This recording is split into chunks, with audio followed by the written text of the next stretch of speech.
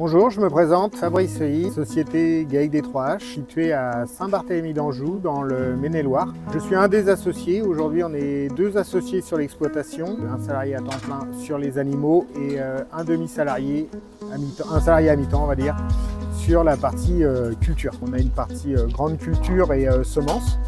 Donc on a 18 hectares de chanvre semences, 16 hectares de lin semences.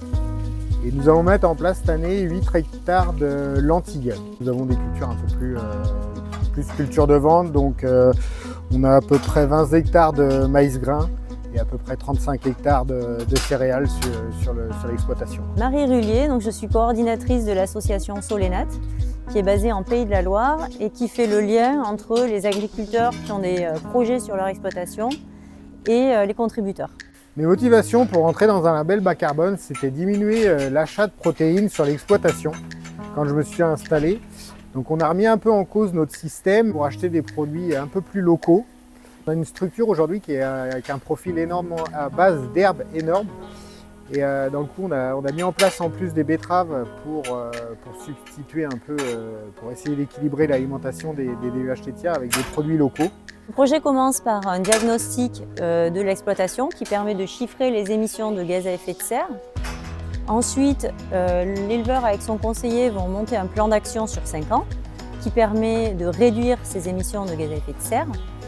Et en fin de parcours, on va avoir un deuxième diagnostic qui permet de vérifier les évolutions entre le point de départ et la situation après 5 ans, qui est validé par un audit, par un organisme certificateur, dans le cadre de la méthode du label bas carbone.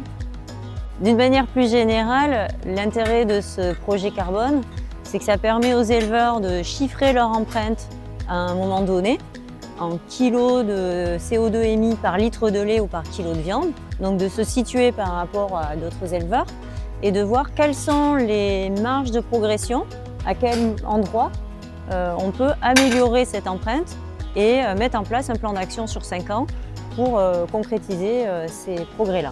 Pour diminuer l'empreinte carbone sur notre exploitation, nous avons travaillé sur 4 leviers.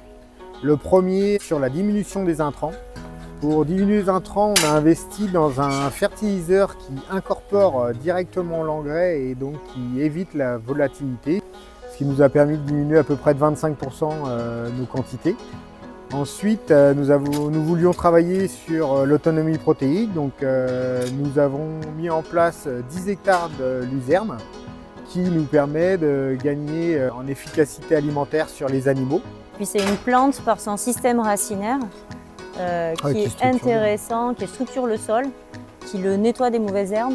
Donc les cultures suivantes, on a moins besoin d'intervenir avec des engrais et des herbants.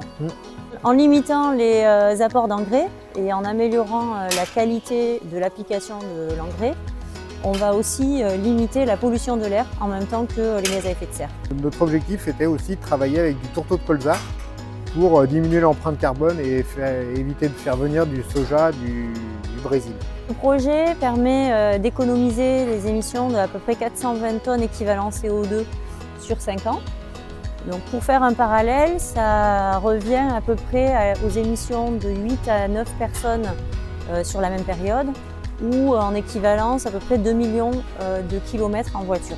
Finalement, les projets bas carbone en élevage, c'est la possibilité pour les agriculteurs d'avoir l'accompagnement technique et le coup de pouce financier pour enclencher ou accélérer les démarches de transition et donc contribuer à la neutralité carbone globale.